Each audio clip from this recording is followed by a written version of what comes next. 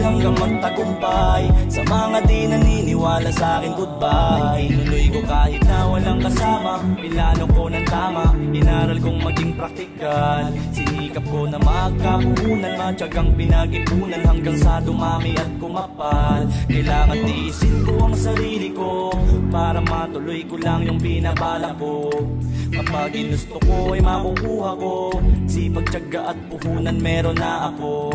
Ginawa kong almusal ay tanghalian, pinaglipan ko muna ang pagtambay ng panandali. At awis ang ipinuhunan at kinilusan pa para sa maganda kong kinabukasan. Di mahalaga ang pahingang nawawala kung ang kapalit naman ay nakikita ng mata. Nagnegosyo tumayo sa sariling mga paa at nakatulong pang kumita sa aking papa at mama. Grind ng grind, samahan ng vibe, discarding malupit hanggang mapasa kamay. Hindi ako